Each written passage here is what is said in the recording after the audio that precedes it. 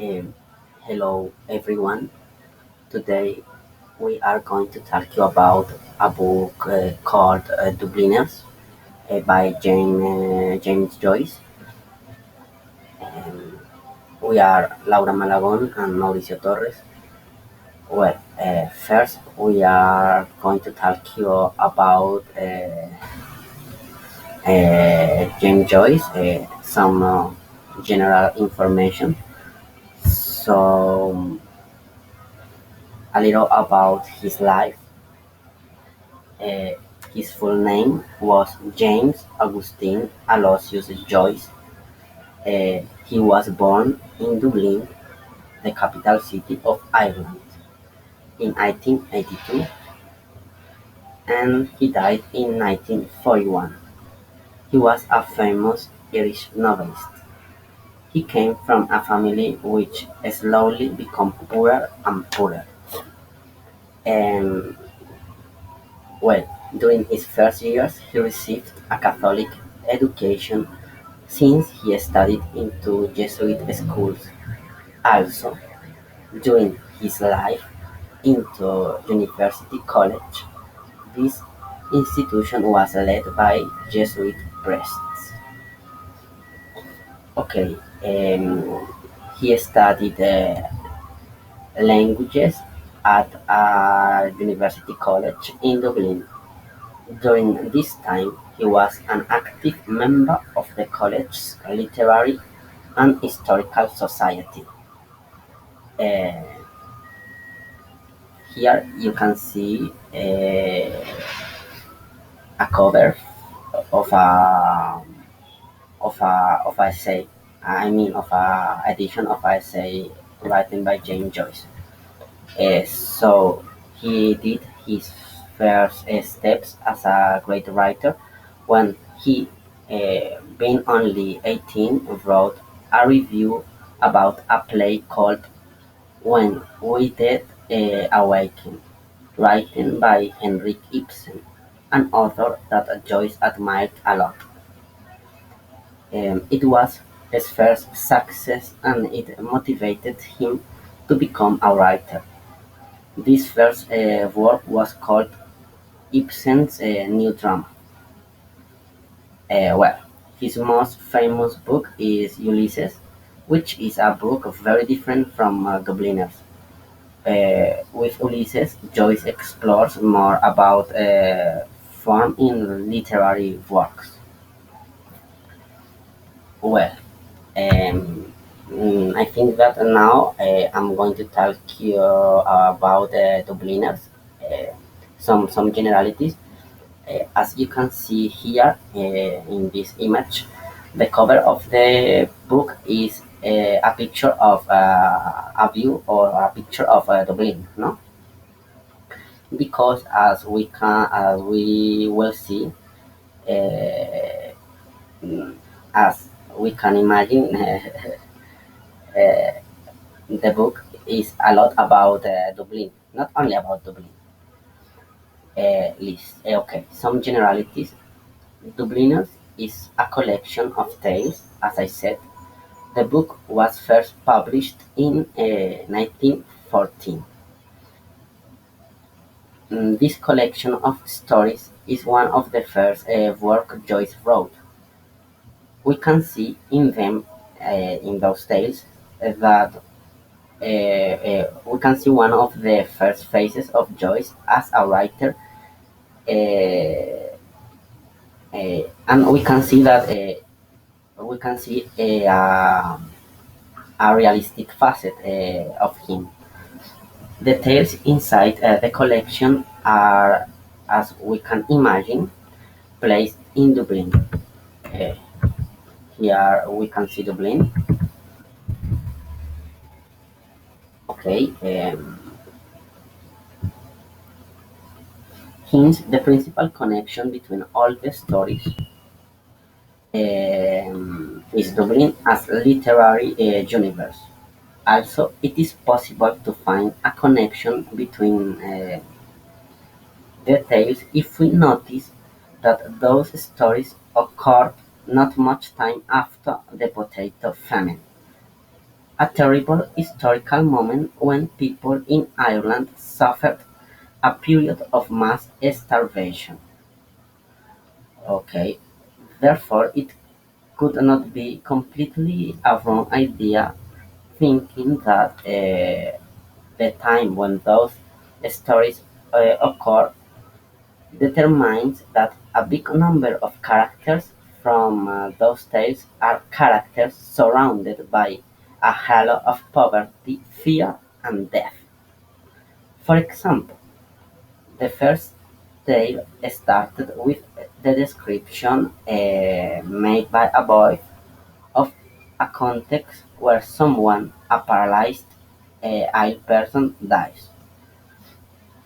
And we only need to see the title of the last short story to notice a semantic relation that links it with the first story. The last tale is called The Dead. Well, I think that before we continue, it could be necessary, obviously as a matter of curiosity, to show you the titles of all the tales inside the collection. And you can see here that there are different titles, no? Um, some normal titles, the sister, and and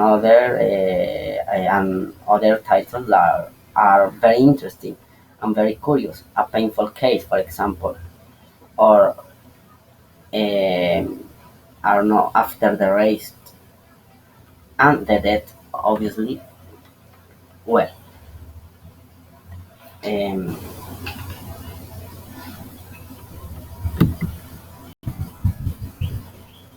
if we think about the mentioned literary and social context, it is understandable to imagine that Joyce found inspiration inside the circumstances he saw and that he lived.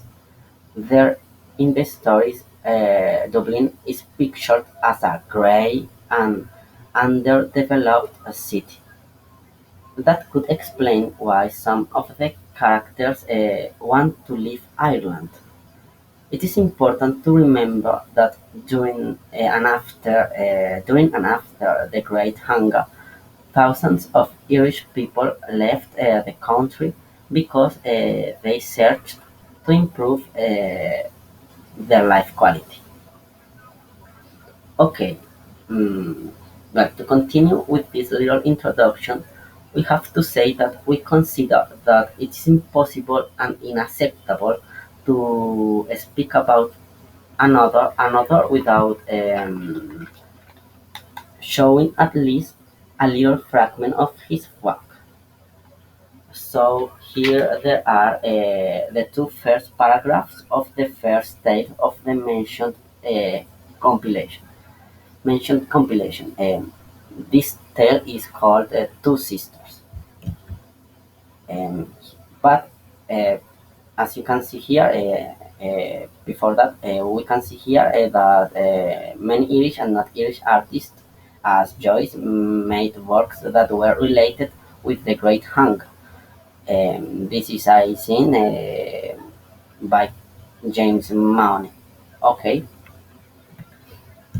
well, here we have the two paragraphs. So I'm gonna read them. There was no hope for him this time. It was the third stroke. Night after night I had passed the house. It was vacation time, and studied the lighted square of window. And night after night I had found it lighted in the same way, faintly and evenly.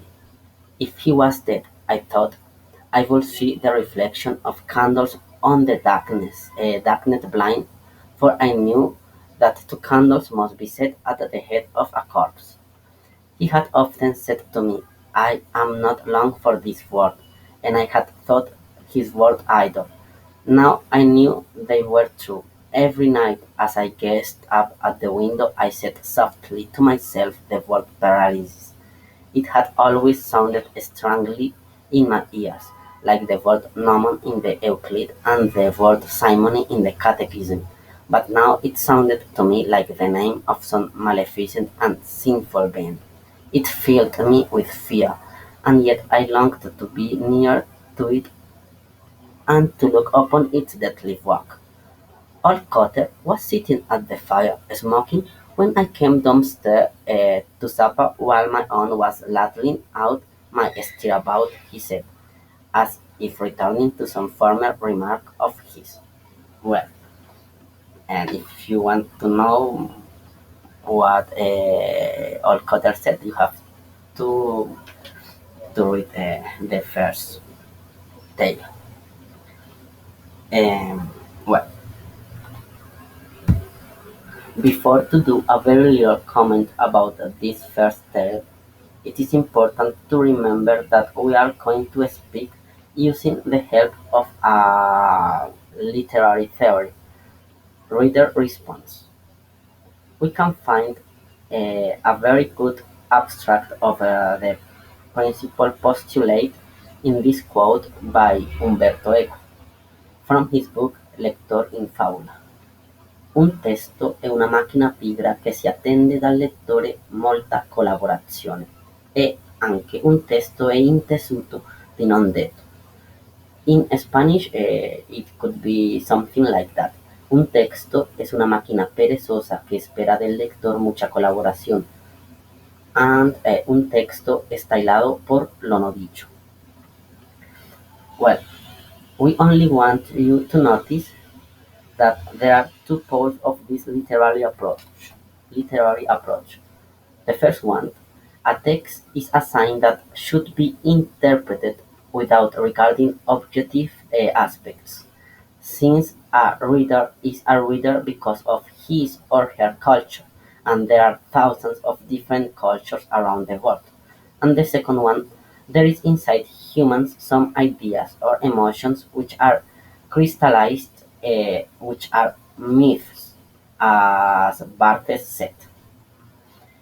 If we think that the second could be a possible way to see a reader as a builder of texts, we can conclude that literature is the art of expressing the most inner but universal feelings of humankind. Well, now I'm going to comment something about the first tale, but I want to let you know I consider that I am able to make an interpretation just because I share some cultural links with the author, and also, as a Latin sentence says, I am human. I consider nothing human is alien to me. Well, The Sister is a tale about a boy who lost his best friend, who was an old man. Uh, that little one did some reflection about death and about friendship. During the tale, the little protagonist thought a lot about a sentence said by other character. Old cut. Young boys should play with people their own age. Well, we can say a lot of a book if we consider that we can interpret a text without